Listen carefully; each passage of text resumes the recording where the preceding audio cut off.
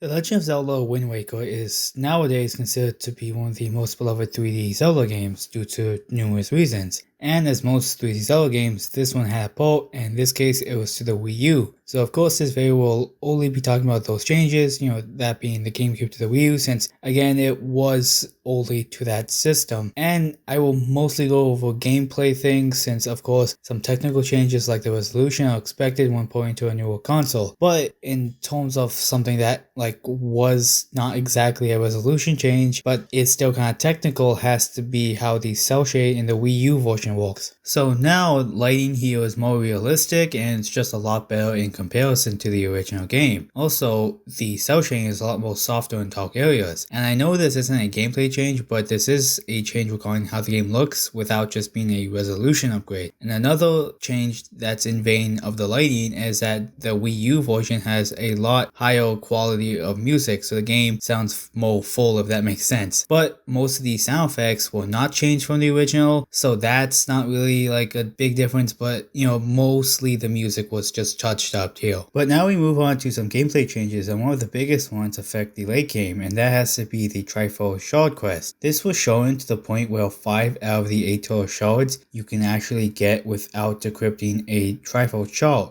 And obviously anyone who's played the original will know that this was a pain, and for me, I've actually only really played the Wii U version, so thankfully that side quest wasn't a huge deal. Another change that was in the game had to be some item cutscenes like swinging the grappling hook and the salvaging from the boat has been shortened. There were also some other item changes, like for example the picto box can actually hold 12 pictographs. You can also take self-portraits of Link, and he can change his expression up to 9 different ones. Another change to the picto box has to be that once you get done with the gallery side quest, a marker will appear on the upper left corner to see what is eligible for a figurine making. Also, the guy who can make it, that being Karlov, can make up to 12 figurines a day instead of 1. Now on to a move to sailing, and this is the biggest one known to fans and just anyone who knows anything about the Wii U port, and this has to be the Swift Sail. This makes the King of Red Lions a lot faster, and it changes the wind to wherever direction the boat is heading. This really does help the speed of sailing, just because the normal speed is extremely slow, and frankly it's just again a massive pain reliever, just because you don't have to spend a lot of time in the vast ocean. Another change has to be with the Tingle Tunnels, and it gets replaced by the Tingle Bottles. This is where you can receive and also send messages to other players, and frankly to me it's kind of cool. I ended up using it when I got the game, but then kind of just stopped because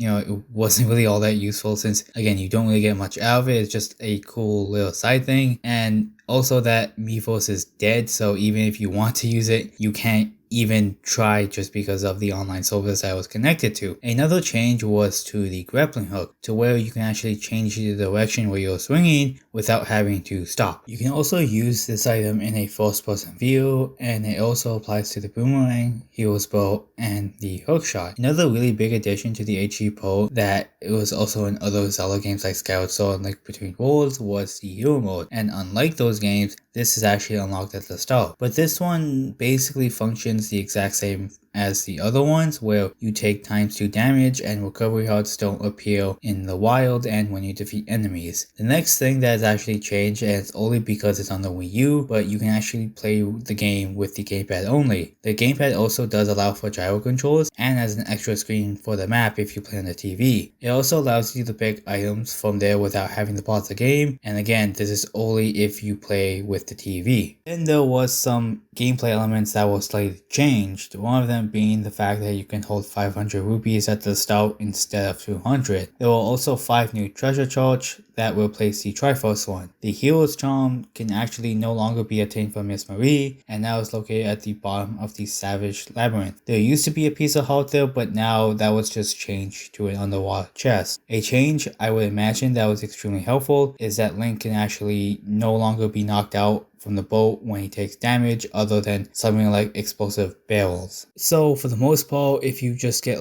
randomly charged by a certain enemy, then you should be fine. They also do have less invincibility frames, so now you can actually hit them twice with some sword swings. Then there was a change regarding the Wind Waker, and that is when you start conducting, it will not actually start until you input a direction. Also, after you use a song, after the pre-animated version plays, it never plays again, so of course this saves on time. And another pretty useful change has to be that the Deku Leaf now shows a glowing symbol to help you figure out where you will land. Another item change has to be with the cannon, and now it shows you the trajectory of where the bomb will shoot, and of course this is just helpful because I would assume that you would have to take a lot of shots in the original just to figure it out. Now it's just a lot easier. Then we have a change that affects the Fishman, and now its advice can be read from the seashell. Along with that, it will no longer change its location after feeding them bait. Then we also have some changes to how some items cost, like for example, the all-purpose bait now costs 30 rupees instead of 10. Along with that, Lenzo's legendary pictographs are now a lot more expensive, that being 150 instead of 50 rupees. Another aspect that was changed regarding Lorenzo is that you no longer need a Forest Firefly to get the deluxe picto box, and now he just gives you a joy pendant instead. Something else that was fixed that's regarding the ghost ship was that in the original, if you did a jump attack on top of the chest, the game would freeze, and now it doesn't do that, so I guess that's,